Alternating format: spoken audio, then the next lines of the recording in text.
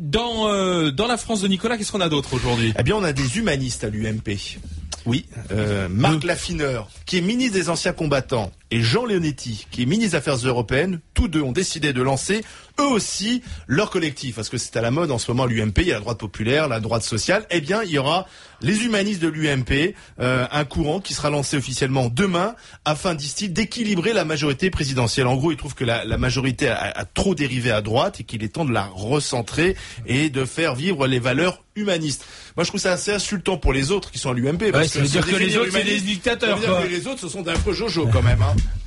Puis qu'ils sont deux, quoi. Alors vous y croyez à la droite humaniste? Ce qui me fait marrer, c'est qu'ils sont deux. Ils sont deux humanistes à l'UMP, quoi. Ça fait quand même des arguments pour leurs détracteurs. Il y a que deux humanistes à l'UMP. Ça, c'est un peu gênant, quand même. Moi, ça m'intéresse pas beaucoup. Monsieur Besancenot? C'est difficile de dire mieux que le fait qu'en effet, visiblement, il n'y a que deux humanistes à l'UMP. Ceci étant, la politique de l'UMP et du gouvernement, pour moi, elle n'a rien d'humaniste. Voilà, très clairement. Et notamment quand il y a eu des discours, et là, moi, dans mon engagement militant, ça a toujours compté énormément. C'est la base de mon engagement militant. Ça a été l'antiracisme à la base.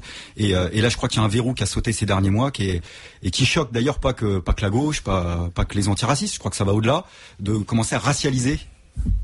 Quand on parle de délinquance, d'insécurité, le dimanche chez les Comoriens, le lundi c'est les Roms, ça c'est insupportable. Ça pour moi c'est insupportable et malheureusement ces verrous-là, je crois que c'est aussi dans le camp d'en face de pas tergiverser et plutôt à la gauche d'ailleurs de tenir bon sur ces convictions-là. C'est malheureusement pas le cas. Donc je crois que la gauche elle doit être clairement antiraciste, elle doit être clairement pour la liberté de circulation, la liberté d'installation, la régularisation de tous les sans-papiers. C'est peut-être aussi oui, mais néanmoins sans permettre aux entreprises de. Alors là par contre, non mais libre circulation, je trouve ça extraordinaire. Tout le monde peut venir, sauf qu'on n'a pas le droit d'exporter pour nos boîtes. Vous voulez faire du protectionnisme économique et du libéralisme. On va venir en France, mais personne ne peut venir ailleurs. Voilà, c'est extraordinaire. Je sais que c'est la matinée des paradoxes, mais enfin quand même, comme moi, vous avez lu les traités constitutionnels européens que j'ai toujours combattus. Libre circulation des personnes, bien sûr. Écrit dans le marbre des traités constitutionnels européens de Lisbonne, la libre circulation. Olivier Besancenot, je suis d'accord. Ouais, mais c'est à l'intérieur de l'Europe. Je suis d'accord. Et des capitaux.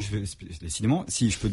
Oui, mais c'est pas une petite affaire parce que à l'intérieur de l'Europe, pour la France, par exemple, comme une grande puissance comme l'Allemagne, c'est les 2/3 des échanges économiques qui sont concernés. C'est pas une petite zone l'Europe. Donc le paradoxe de l'Europe, puisqu'il doit y en avoir un, c'est que les capitaux, ils peuvent faire ce qu'ils veulent dans l'Europe. Par contre, pour les populations, c'est beaucoup plus compliqué. Et on a un gouvernement qui, par exemple, sur les Roms ou sur les Tunisiens, peut dire, hop, je lève le traité de Lisbonne, c'est ce qui était passé à Nice, et puis dire, alors, pour les capitaux, tout ça, désolé, on peut rien faire. C'est le 2 poids 2 mesures. Donc je suis favorable à la liberté de circulation et d'installation. Oui. Alors, je pense que, effectivement, il y a cette liberté de circulation des hommes et des capitaux, mais je trouve qu'il y a une contradiction entre les mêmes qui, politiquement, veulent absolument une démondialisation, et en même temps veulent laisser une démondialisation avec un protectionnisme à cacher soi, on garde nos boîtes, et on n'exporte pas. On va en parler de la démondialisation. C'est pas mon cas, hein. Ah, je croyais. Non, mais en tout cas, non mais que vous voyez décidément Montebourg partout, mais moi je ne suis pas Montebourg et je ne suis pas favorable à la démondialisation. Et je pense que la fausse alternative, c'est soit mondialisation libérale, soit démondialisation. Et je crois que c'est une fausse façon de poser les problèmes. Et moi, je suis favorable à l'altermondialisme. C'est une autre mondialisation. Et puis dans la France de Nicolas.